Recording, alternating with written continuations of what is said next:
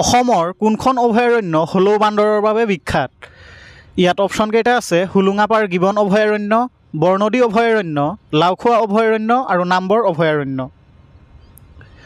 ইয়াৰ শুদ্ধ উত্তৰটো হ'ব অপশ্যন এ হোলোঙাপাৰ গিবন অভয়াৰণ্য। হোলোঙাপাৰ গিবন অভয়াৰণ্য হলৌ বান্দৰৰ বাবে বিখ্যাত।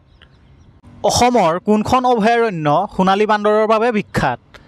ইয়াত অপশ্যন কেইটা আছে সোণাই ৰূপাই অভয়াৰণ্য, চক্ৰশিলা অভয়াৰণ্য, আমচাং অভয়াৰণ্য আৰু নামবৰ অভয়াৰণ্য।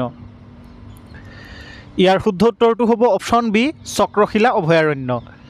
চক্ৰশিলা অভয়াৰণ্য সোণালী বান্দৰৰ বাবে বিখ্যাত। অসমৰ কোনখন ৰাষ্ট্ৰীয় উদ্যান বনৰীয়া ঘোঁৰাৰ বাবে বিখ্যাত? ইয়াত অপশ্যন কেইটা আছে ডিব্ৰু-ছৈখোৱা ৰাষ্ট্ৰীয় উদ্যান, ওৰাং ৰাষ্ট্ৰীয় উদ্যান, কাজিৰঙা ৰাষ্ট্ৰীয় উদ্যান আৰু মানাহ ৰাষ্ট্ৰীয় উদ্যান। ইয়াৰ শুদ্ধ উত্তৰটো হ'ব অপশ্যন এ ডিব্ৰু-ছৈখোৱা ৰাষ্ট্ৰীয় উদ্যান। ডিব্ৰু-ছৈখোৱা ৰাষ্ট্ৰীয় উদ্যান বনৰীয়া ঘোঁৰাৰ বাবে বিখ্যাত।